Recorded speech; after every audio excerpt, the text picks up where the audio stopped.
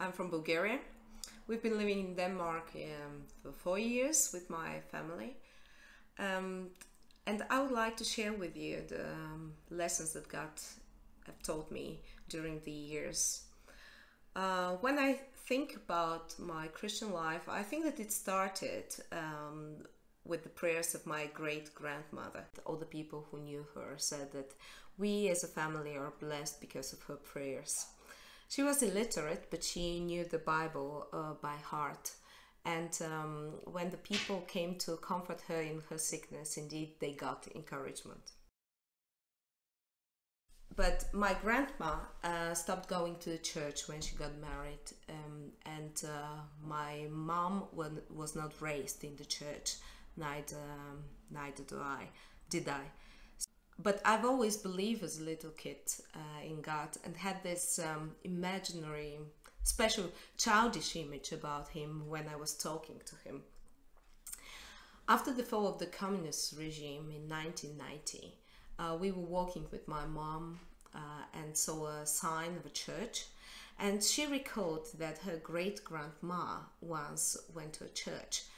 We started going to the church, to the Methodist church in Varna, and one by one all of our family members started coming to the church too. Then at the age of 12, I read the Bible and gave my life to Christ. Then I understood what God really is. And in my teenage years, I was very, very energetic and full with enthusiasm. I was involved in everything possible in the church, in every activity.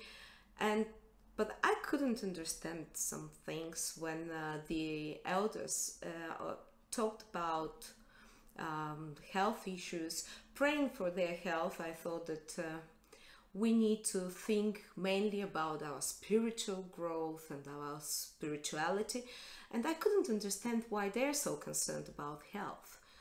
One of our preacher's wives had schizophrenia, and she behaved strangely, and I could never accept why she's behaving in that way. Then I met Valerie. We were in a ministry together in a gypsy village close to Varna, and it's always a good option to find your husband in the church. I was 21 when we got married, and after a year and a half we had Sophie, a very healthy baby, a very calm baby, and I've just graduated university then. When Sophie was 1 year old, she got asthma attacks, her first asthma attacks, and it was hard for us because we were in a very difficult financial situation. Medications were very expensive then. So soon after that came the second shock when I got a severe pain in the stomach. I went to the hospital with a bleeding. This was my first emergency stomach operation. It was quite very, very hard moment for me because for the first time in my life I felt handicapped for overnight. 3 months later I got pregnant for a second time. And yeah, the doctors told me that everything will be okay. But after 4 weeks, I got this severe pain in the stomach again. I got to the emergency again, and I had my second stomach operation there, which was successful, but it was something that I had no control over it. I felt completely helpless. And in that moment, I was feeling that I'm sinking, and I can't help myself to get out of the depression. When in this moment, I couldn't even open my eyes. But I figured out that if I pray, and if I quote the Bible, and all the verses that I know that tells me that God gives me strength, and that He will provide a way out of it, and that I'll be blessed wherever I am, and that he will never give me more than I can bear. And all these verses help me to stay in the light, and they help me not to sink into depression. And I got this crisis almost every night until I gave birth to Brianna, my second daughter. So during the last trimester, my doctors, during a scanning, saw something suspicious about the baby, but he couldn't explain what is it, so he sent me to a professor with more advanced equipment.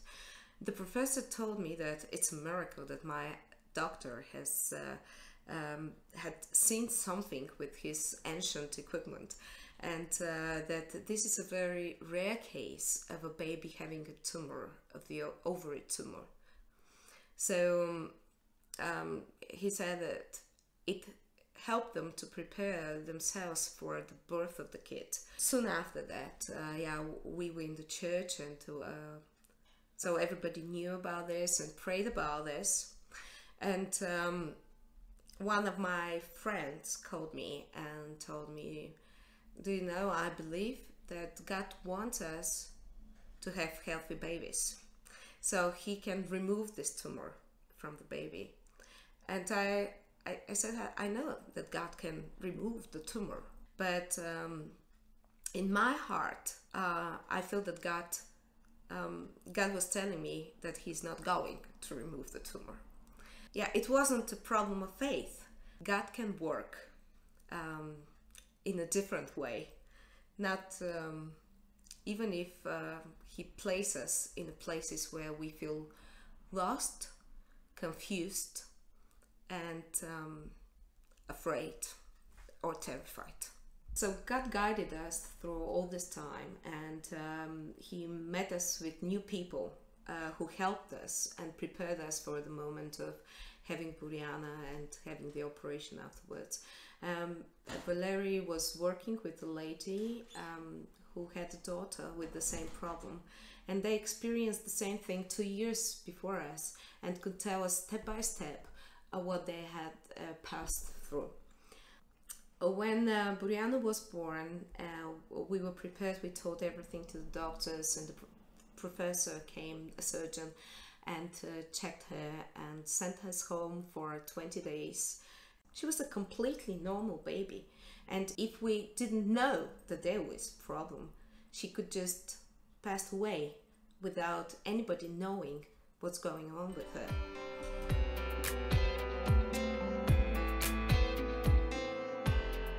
In my heart, I was prepared, and I was so calm when we went back to the hospital that the professor came to me and told me, I think that probably you can't understand how serious the situation is.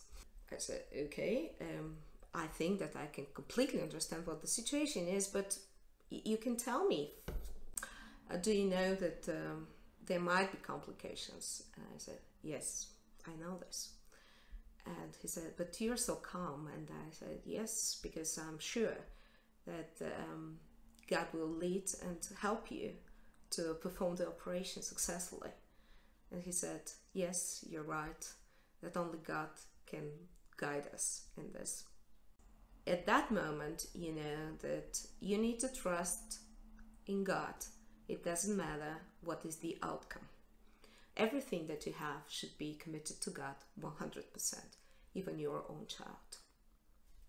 So the operation went really well, and the tumor that they took out of her was the size of a fist, and the doctors were amazed, and we were so grateful.